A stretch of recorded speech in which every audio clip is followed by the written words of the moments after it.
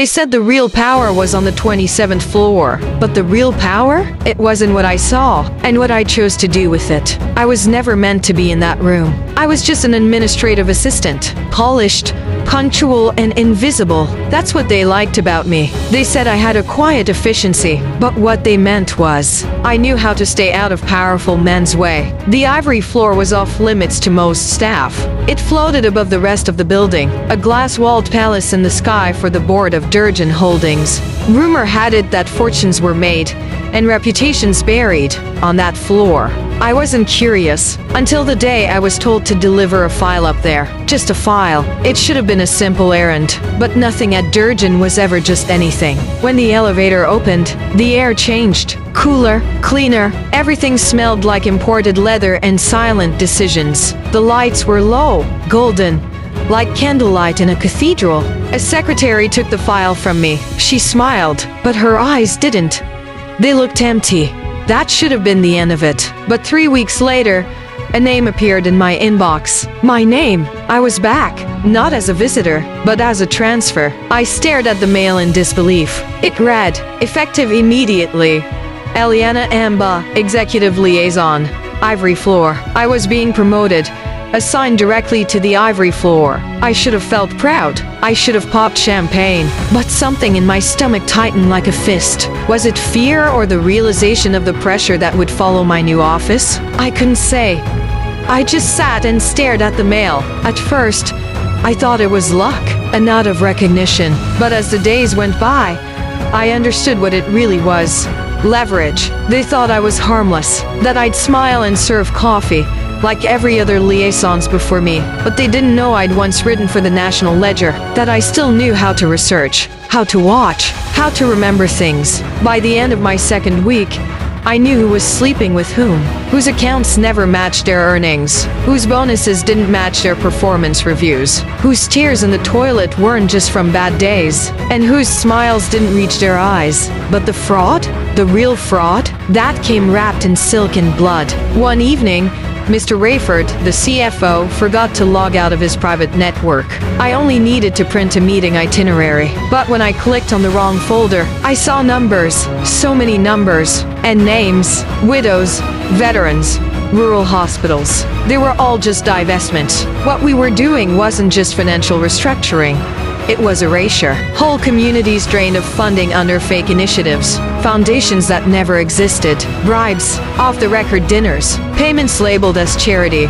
Rerouted to shell accounts. Even politicians. And then I saw her name. My mother. She'd worked at a community clinic funded by Dirgeon Holdings. They cut her pension the year before she died. Told her she didn't qualify. She spent her last months counting coins for rent. And now I knew why. Dirgeon stole from her. And I was working for them. I didn't cry. I didn't scream. I just sat there staring. And then I laughed. Loud. Bitter. I don't like this. I whispered to no one. I hate this. I hadn't smoked in 6 years since my mother died. That night, I stood outside my flat and nearly lit one. My hands were shaking so bad, I dropped the match. That's when I knew I couldn't walk away. I was going to steal something back. I began to plan to avenge my mother. It was messy, scary. After discovering the file, I didn't sleep for 2 nights. My heart felt like a ticking bomb, beating against my ribs, faster each time I passed Rayford's office, or caught a glimpse of the director's assistant glaring at me with those cold, mascara-heavy eyes. I started wearing makeup, not because I wanted to impress anyone, but because it was the only mask I had. Lipstick became armor and foundation, a shield, but nothing prepared me for the games they played. I felt I was being watched, and so I played my own game. One file that wasn't supposed to be in my possession because it was confidential. Printed, folded, hidden inside a book, tucked in my locked drawer. When I came back the next day, the drawer looked untouched, but the page, gone. They were indeed watching my every move. So, I played along. I started acting distant, skittish. I let my hands shake during meetings. I cried in the staff toilet. I knew exactly what I was doing. A week later, I was invited to speak with head of relations. The head of HR, a too smooth man named Mr. Toba. He tilted his head sympathetically and said, Eliana, your workload, perhaps it's overwhelming you. Would you like a few weeks off? I nodded like a good girl and said, I think something's wrong with me. I don't know. He documented it. Mental strain, stress, instability, a paper trail, in case they ever needed to make me disappear. Weeks passed and then the day came.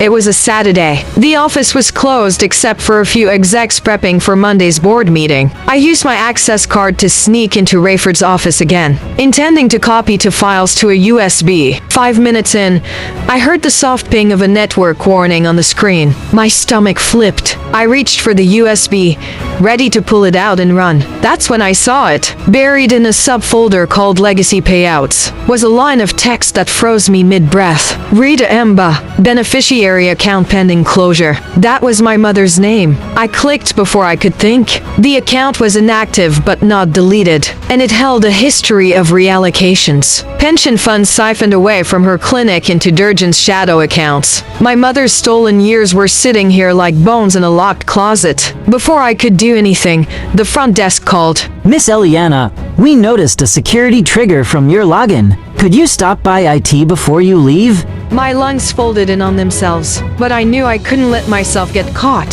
So I went into the ID with a visibly concerned look and said, I think I might have made a mistake. Earlier today, I was trying to submit an expense report for Mr. Rayford. He asked me to follow up on it and I thought I could quickly print the file from his system since I had access last week. I didn't know the tracking software was that sensitive.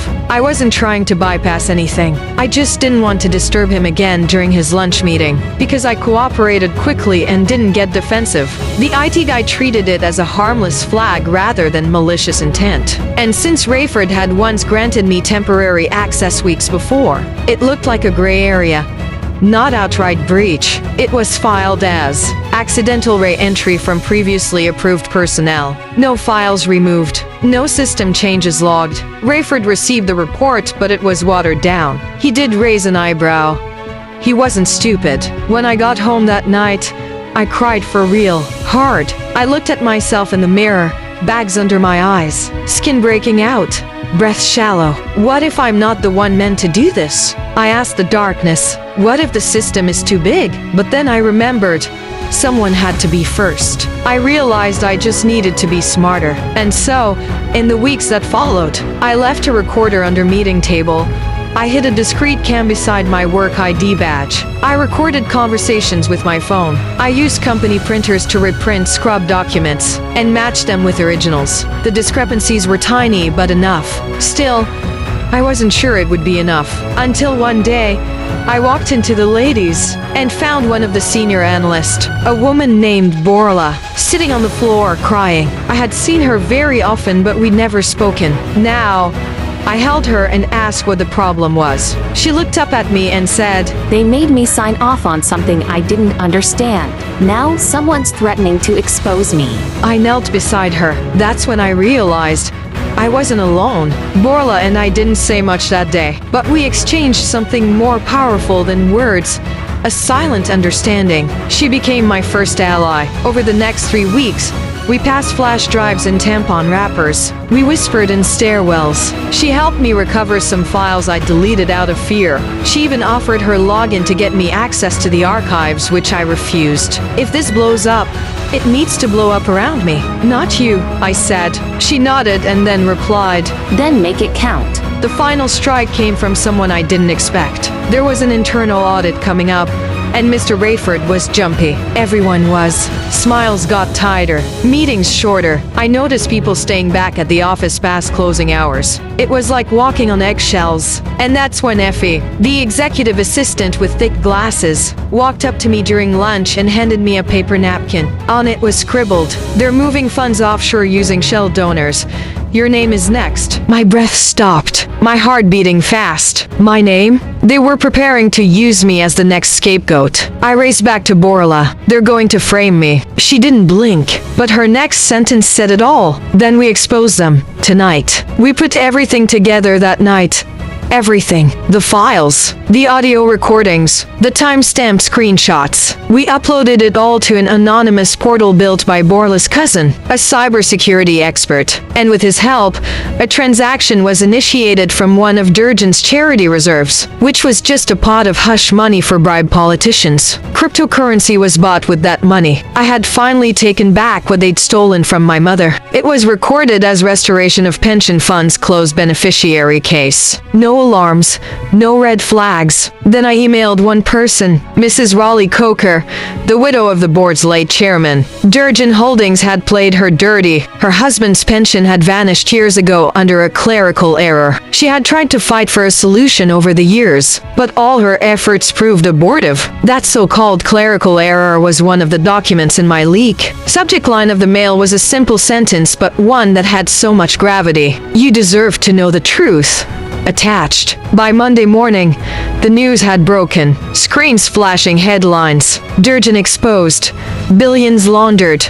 Clinics destroyed, internal leak revealed. Mrs. Coker and her lawyer had gone to the police with all the evidence. And now, every staff phone was vibrating with news alerts. Whispers swept through the corridors like wildfire. Rayford was nowhere to be found. The director tried to deny everything, but the evidence was everywhere. Emails, transactions, conversations, even fake charities with names like Hope Spring and Zuma for Kids. And there I was, standing beside the coffee machine, pretending to sip coffee with shaking hands, while the walls collapsed around me. The authorities launched a full investigation. 4 board members were suspended. 3 executives resigned. The firm's stock dropped 17% in a week. And me, when the source of the information was made known, they tried to pin instability on me, to discredit me. Remember that HR file? They pulled it out and waved it around, hoping to silence me with my own panic. But Bola came forward.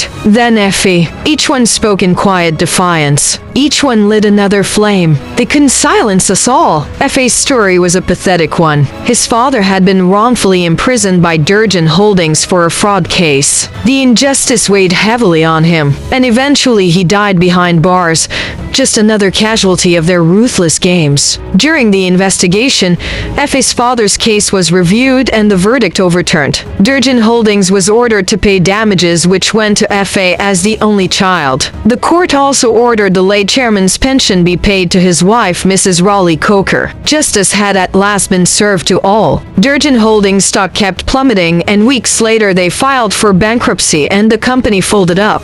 I didn't feel heroic. I felt exhausted. My family didn't know what was going on, and I kept waking up in the middle of the night, afraid I'd be sued or followed. Eventually, things settled down, and for the first time in my life, I knew I had done something right. Months later, I returned to that same office building, now stripped bare, signs removed, marble floor dusty with neglect. I stood in front of the elevator, watching the button blink. That gleaming, unreachable level I once stared at like a dream, now reduced to nothing. It's been 3 years. I live by the coast now, and I own a beach house named after my mom. Borla found a better job with another organization and F.A. relocated to another country. Well, sometimes I stare at my old office nameplate, not to remember the pain, but to honor the fire it lit in me. Because real power isn't in the corner office. It's in the one who sees and still chooses to speak.